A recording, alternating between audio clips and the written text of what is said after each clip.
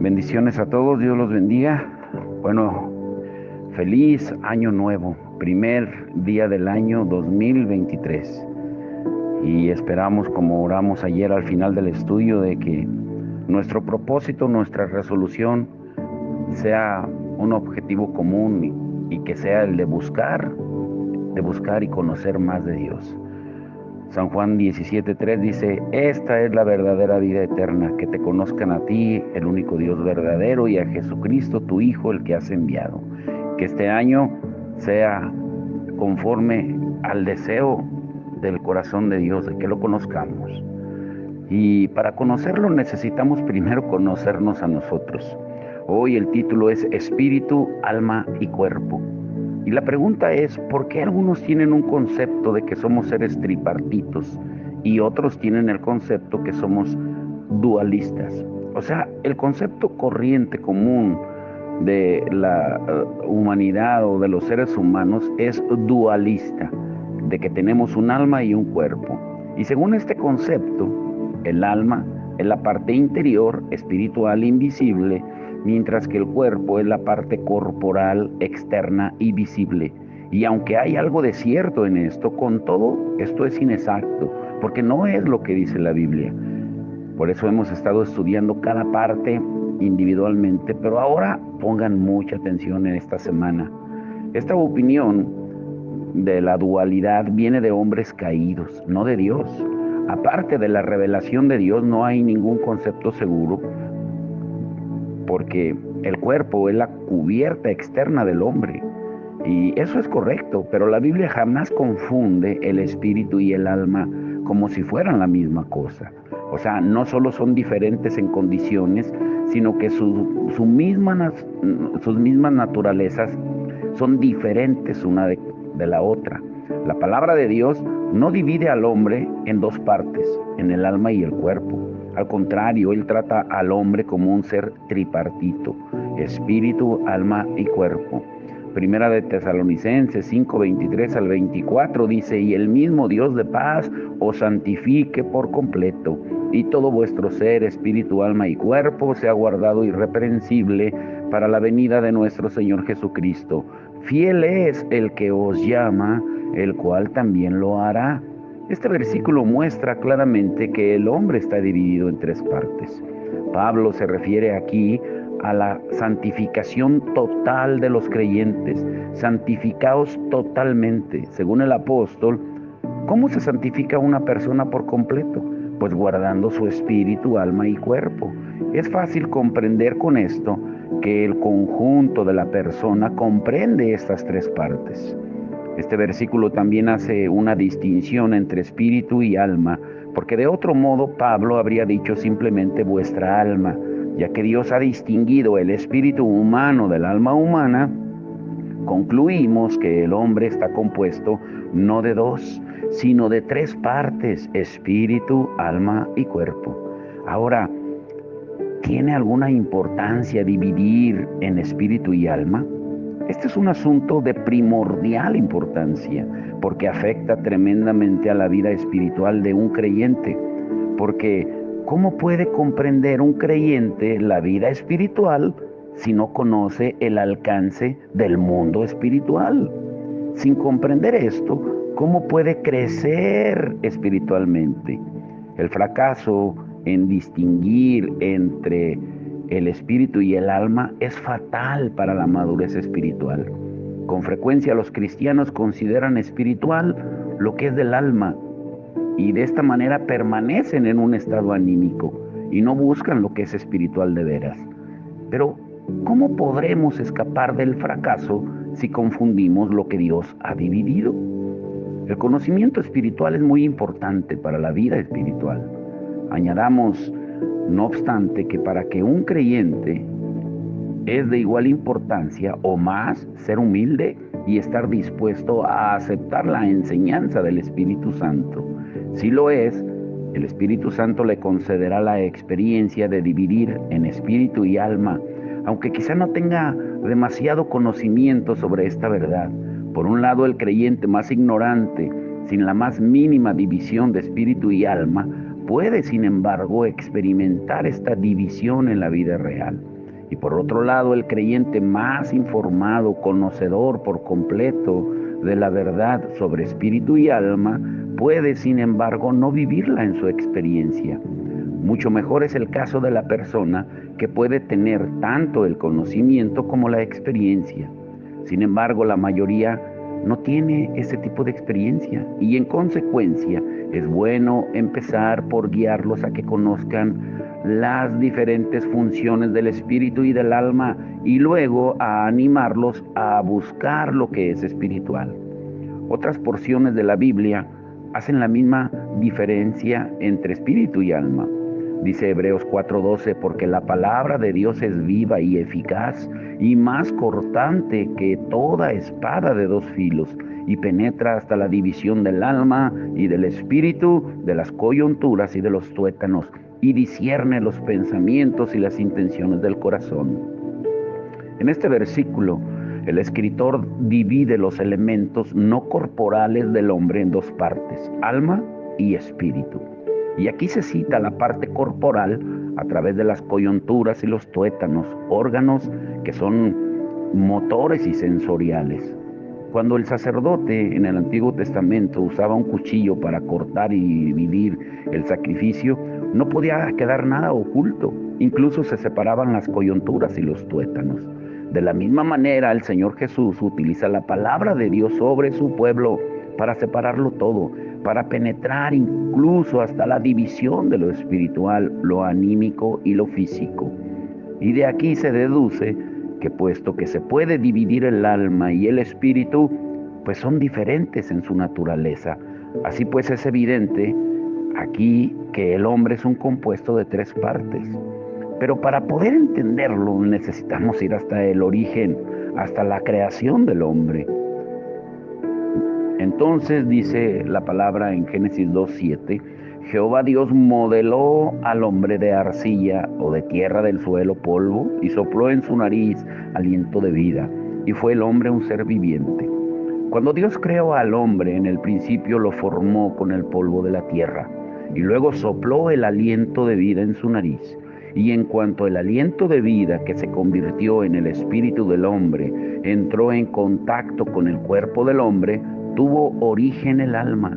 De ahí que el alma es la combinación del cuerpo, del polvo, de la tierra y el espíritu del hombre.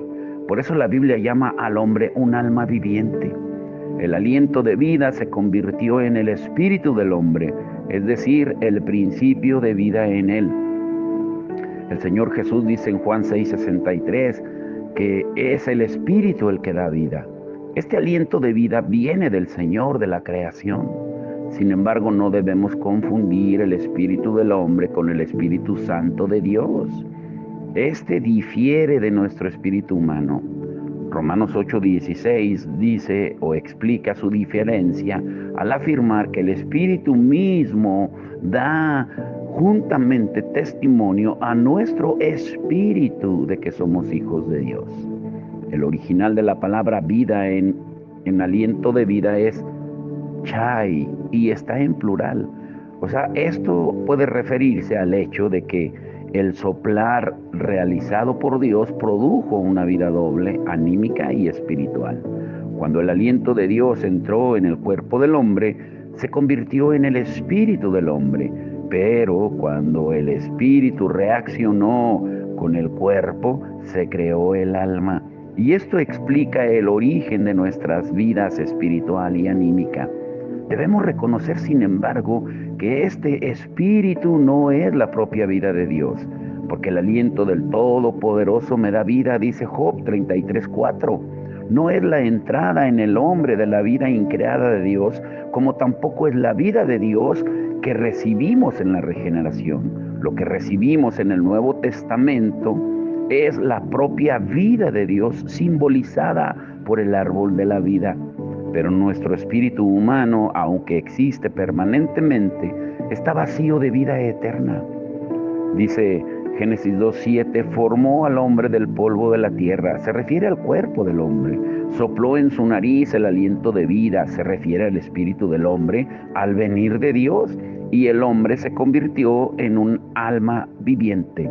Se refiere al alma del hombre cuando el cuerpo fue avivado por el espíritu y convertido en un hombre vivo y consciente de sí mismo.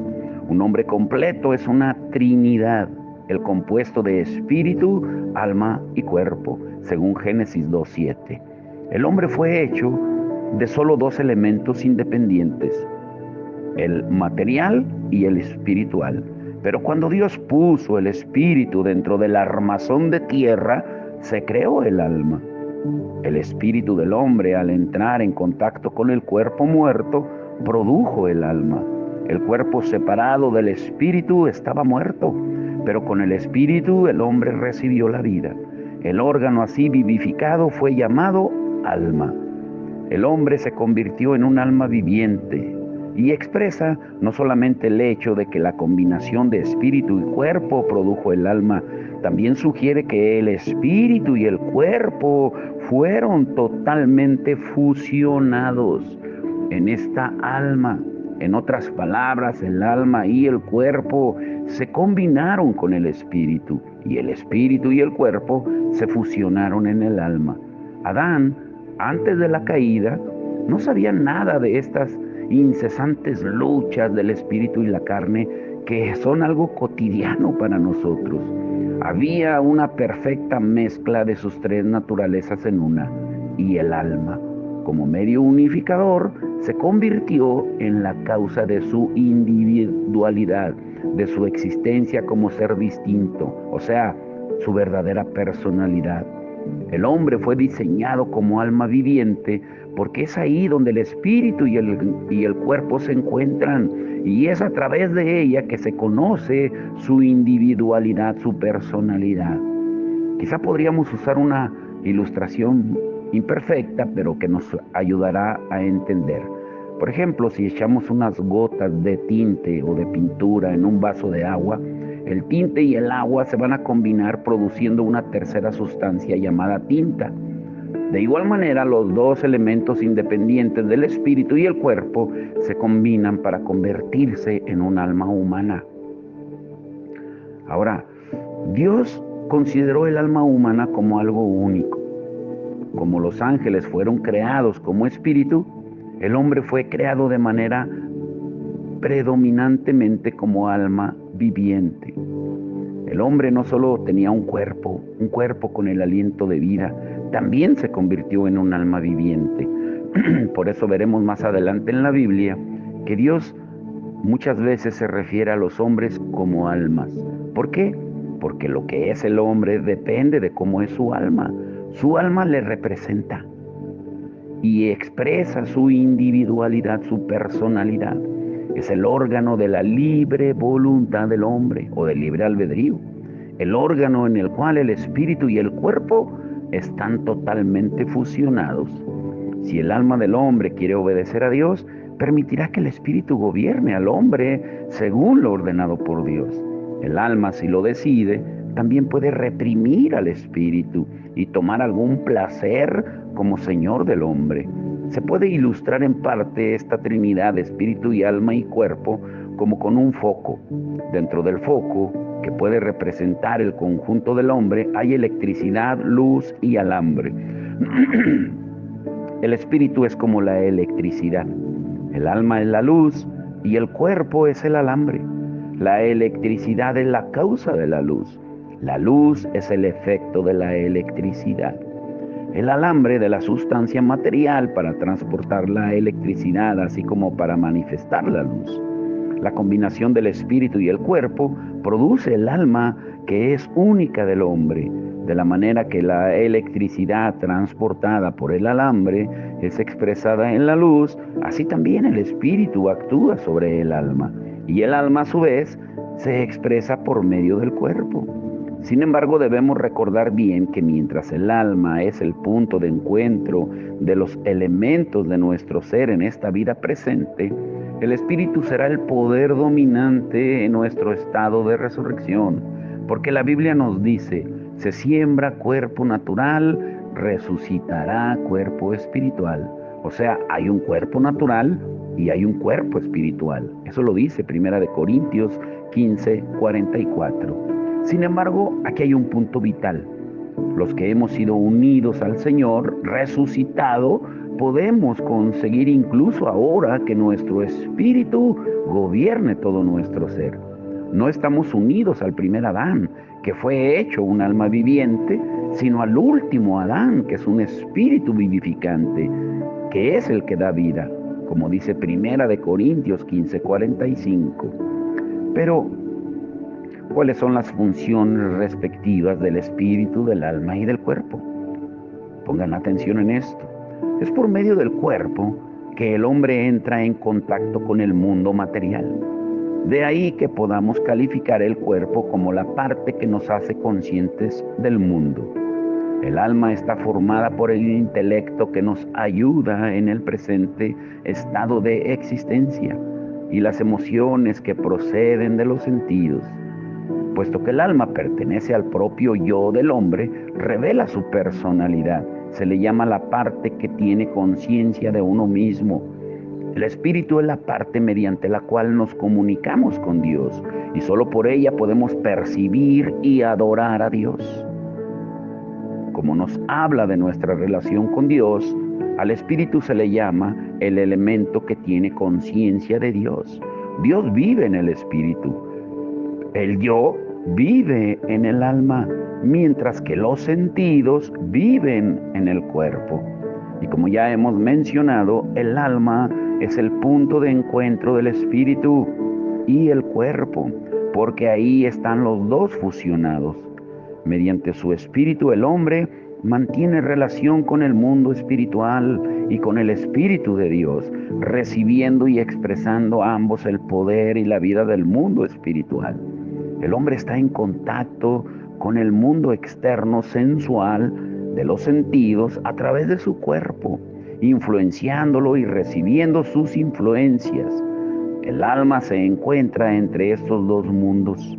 Aunque pertenece a ambos, está ligada al mundo espiritual a través del espíritu y al mundo material a través del cuerpo. Y también posee el poder de la libre voluntad. Y por eso puede escoger entre sus influencias ambientales. El espíritu no puede actuar directamente sobre el cuerpo, necesita un medio y ese medio es el alma creada por el contacto del espíritu con el cuerpo. Así pues, el alma se encuentra entre el espíritu y el cuerpo. Es el único elemento de los tres que se puede comunicar tanto el espíritu como con el cuerpo. Por eso yo les digo que es bilingüe, manteniéndolos unidos. El espíritu puede someter al cuerpo a través del alma para que obedezca a Dios. De la misma manera, el cuerpo, mediante el alma, puede atraer al espíritu a amar el mundo. De estos tres elementos, el espíritu es el más noble porque está unido a Dios. El cuerpo es el más humilde porque está en contacto con la materia. El alma, al estar entre ellos, los une y también toma el carácter de ambos y lo hace suyo. El alma posibilita que el espíritu y el cuerpo se comuniquen y colaboren.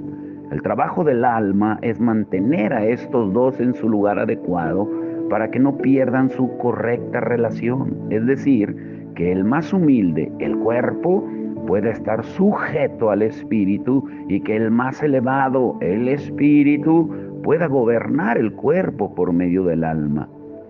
El factor fundamental del hombre es sin duda alguna el alma. Está pendiente de que el espíritu le dé lo que ha recibido del Espíritu de Dios y así, después de haber sido perfeccionada, poder transmitir al cuerpo lo que ha recibido. Y entonces el cuerpo también puede compartir la perfección del Espíritu Santo y convertirse de este modo en un cuerpo espiritual. El espíritu es la parte más noble del hombre y ocupa el área más profunda de su ser. El cuerpo es la más humilde y toma el lugar más exterior. Y entre estos dos vive el alma, sirviendo como su medio. El cuerpo es la cubierta externa del alma, mientras que el alma es el envoltorio externo del espíritu. El espíritu transmite su pensamiento al alma y el alma utiliza al cuerpo para obedecer la orden del espíritu. Este es el significado del alma como medio. Perdonen, antes de la caída del hombre, el espíritu controlaba todo, a todo el ser por medio del alma. El poder del alma es más importante, puesto que el espíritu y el cuerpo están fusionados ahí y la tienen como sede de la personalidad e influencia del hombre. Antes de que el hombre pecara, el poder del alma estaba por completo bajo el dominio del espíritu, pero en consecuencia, su fuerza era la fuerza del espíritu. El espíritu no puede actuar sobre el cuerpo por sí mismo, solamente puede hacerlo a través del alma. Y esto se puede ver en Lucas 1:46 al 47. Y dijo María: engrandece mi alma al Señor, y mi espíritu ha saltado de gozo en Dios mi Salvador. Aquí el cambio del tiempo verbal muestra que primero el espíritu produjo gozo en Dios y entonces, comunicándose con el alma, hizo que expresase el sentimiento por medio del órgano corporal. Entiendan bien esto. El alma es la sede de la personalidad, la voluntad, el intelecto y las emociones del hombre están ahí, mientras que el espíritu es usado para comunicar con el mundo espiritual y el cuerpo con el natural. El alma se mantiene entre ambos y utiliza su poder para discernir y decidir si debe predominar el mundo espiritual o el natural. Y algunas veces también la misma alma toma el control del hombre por medio de su intelecto, creando de esta manera un mundo de ideas que predominan para que el espíritu gobierne. El alma tiene que dar consentimiento, porque de otro modo el espíritu es incapaz de regular al alma y al cuerpo. Pero esta decisión es cosa del alma, porque en ella es donde reside la personalidad del hombre. El alma es el eje de todo el ser, porque la voluntad del hombre le pertenece. Únicamente cuando el alma esté dispuesta a asumir una posición humilde, puede el espíritu dirigir a todo el hombre. Pero si el alma se niega a tomar esta posición, el espíritu va a quedar impotente. Y esto explica el significado de la libre voluntad del hombre. El hombre no es un autómata o un robot que se mueve según Dios quiera. Al contrario, el hombre tiene un total poder soberano para decidir por sí mismo. Tiene el órgano de su propia capacidad de voluntad y puede escoger seguir la voluntad de Dios o oponérsele y seguir la voluntad de Satanás. Dios desea que el espíritu, al ser la parte más noble del hombre, controle todo el ser. Sin embargo, la voluntad, la parte crucial de la personalidad, pertenece al alma. Y es la voluntad la que determina si debe gobernar el espíritu, el cuerpo o incluso ella misma. Y en vista de este hecho de que el alma tiene semejante poder y que es el órgano de la individualidad, de la personalidad del hombre, la Biblia llama al hombre alma viviente. Ahora, número 2, el templo santo y el hombre. ¿Qué quiere decir? El apóstol Pablo escribe 1 Corintios 3, 16, 17, ¿no saben que son templo de Dios y que el Espíritu de Dios mora en ustedes? Si alguno destruye el templo de Dios, Dios lo destruirá a él, porque el templo de Dios, el cual sois ustedes, es santo. Aquí ha recibido revelación para comparar al hombre con el templo. De la misma manera que antes David vivía en el templo, ahora que Dios vivía en el templo, ahora el Espíritu Santo vive en el hombre. Ahora, comparándole con el templo, podemos ver cómo se manifiestan claramente los tres elementos del hombre. Sabemos que el templo está dividido en tres partes. Perdonen. Perdonen. Sabemos que el templo está dividido en tres partes. La primera es la parte exterior, donde todos podían ver y visitar. Y ahí se ofrecía toda la adoración externa. Pero más adelante estaba el lugar santo, en el que solo podían entrar los sacerdotes y donde se ofrecía a Dios aceite, incienso y pan. Están muy cerca de Dios, pero aún les falta porque están todavía fuera del velo y en consecuencia no pueden estar ante su misma presencia. Dios habita, reside en lo más profundo, en el lugar santísimo, donde la oscuridad queda eclipsada por la luz brillante y donde ningún hombre puede entrar, aunque el sumo sacerdote lo hace una vez al año, o lo hacía una vez al año en el Antiguo Testamento. Esto indica, no obstante, que hasta que el velo no sea desgarrado, no puede haber ningún hombre en el lugar santísimo. El hombre también es el templo de Dios y también tiene tres partes. El cuerpo es como el patio exterior y ocupa una posición externa con su vida visible para todos. Aquí el hombre debería obedecer toda orden de Dios. Aquí el Hijo de Dios sirve como sustituto y muerte por la humanidad. Dentro está el alma del hombre, que constituye la vida interior del hombre y abarca la emoción, la voluntad y el pensamiento. Así es el lugar santo de una persona regenerada, porque su amor, voluntad y pensamiento están plenamente iluminados para que puedan servir a Dios como lo hacía el sacerdote en la antigüedad. En la parte más interna, detrás del velo, está el lugar santísimo, en el que no ha penetrado jamás ninguna luz humana y que ningún ojo ha visto. Es el lugar secreto del Altísimo, el lugar donde vive Dios. El hombre no tiene entrada ahí a menos que Dios esté dispuesto a desgarrar el velo, que es el espíritu del hombre. El espíritu se encuentra más allá de la conciencia del hombre y por encima de su sensibilidad. Y aquí el hombre se une y se comunica con Dios. No hay lámpara o luz alguna en el lugar santísimo porque Dios vive ahí. En el lugar santo hay el candelabro de 7 brazos y el patio exterior recibe la luz del día. Todos estos sirven de imágenes y sombras para una persona regenerada. Su espíritu es como el lugar santísimo donde vive Dios, donde todo se hace por fe, más allá de la vista, sentido o comprensión del creyente. El alma se parece al lugar santo, en que está abundantemente iluminado con muchos pensamientos y preceptos racionales, mucho conocimiento y comprensión sobre las cosas del mundo material y el de las ideas. Y el cuerpo es comparable al patio exterior, claramente visible para todos. Las acciones del cuerpo las pueden ver todos. El orden que Dios nos presenta es inequívoco. Vuestro espíritu, alma y cuerpo, como dice Primera de Tesalonicenses 5:23. No es alma y espíritu y cuerpo, ni tampoco es cuerpo, alma y espíritu. El espíritu es la parte preeminente y por eso se menciona en primer lugar. El cuerpo es la más humilde y en consecuencia es mencionada al final. Y el alma está en medio y por eso se le menciona entre las otras dos.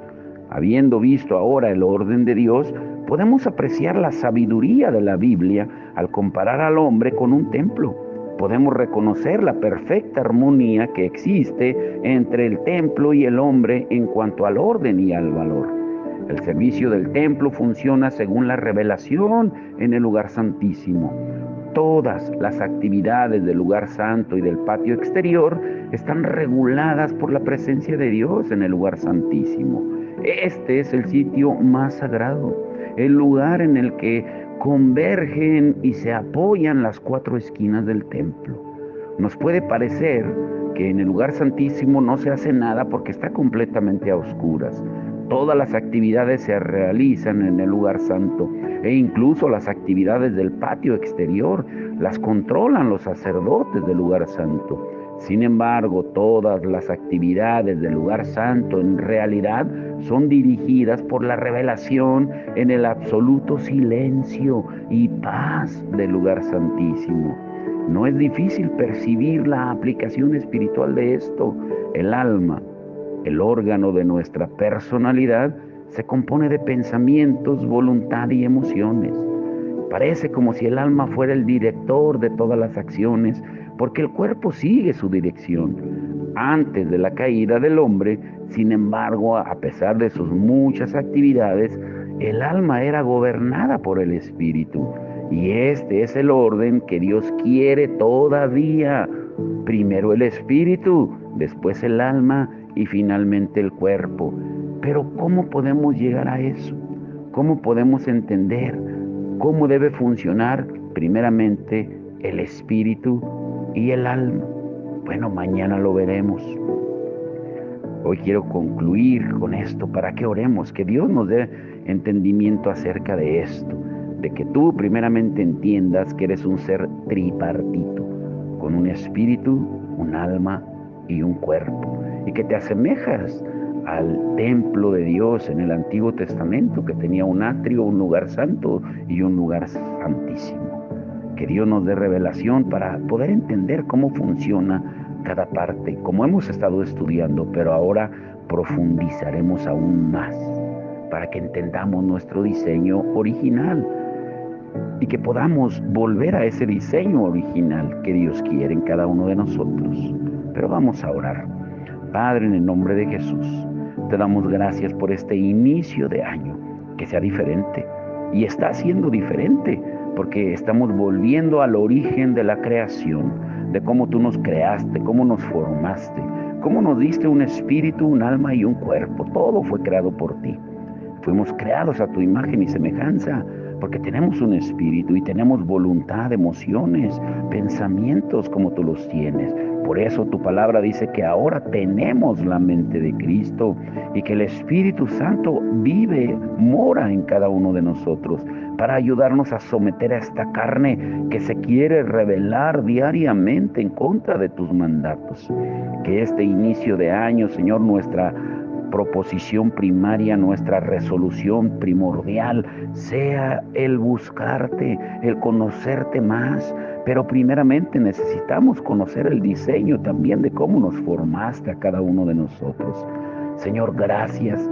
Gracias por este año que comienza, por este 2023, que sabemos, Señor, que tú tienes algo especial y es especial para mi familia y para mí, porque se van a cumplir 10 años en que tú nos trajiste de Oxnard aquí, Señor, a Guanajuato. Señor, gracias porque el número 10 en tu palabra es prueba. 10 mandamientos que tú nos has dado que prueban, Señor, si de verdad queremos guardar tu voluntad. Ayúdanos a entenderlo, Señor, y que podamos seguir adelante haciendo tu voluntad, predicando de tu palabra. Y que sigas, Señor, guardando de todo mal a cada hermano, hermana, a nuestras familias, que ese es el objetivo, Señor. Como tú mismo oraste en Juan 17, en la última oración sacerdotal que tú hiciste al Padre. Y tú le dijiste, Padre, no te pido que los quites del mundo, sino que los guardes del mal. Y sabemos, Señor, de que el mundo se acerca a su final, porque cada vez son más las señales que tú nos das. Pero sabemos que no estamos solos, porque tú nos has dado una promesa. Tú nos dijiste que si predicamos y cumplimos el mandato que nos has dado de la gran comisión, tú estarás con nosotros hasta el fin del mundo. Pero aún fuiste más lejos, porque nos diste el Espíritu Santo como garantía que estaría con nosotros para siempre. Que eso lo tengamos en mente todos los días, Señor, y que nos fortalezcamos en tu palabra. Guarda cada familia de los que escuchen tu mensaje, tu palabra, Señor, para estar preparados, para que cuando tú vengas, como dice tu palabra, como un ladrón en la noche, repentinamente, sin que nadie lo esperemos, que estemos preparados. Te damos toda la gloria y toda la honra en el nombre de Jesús. Amén y amén.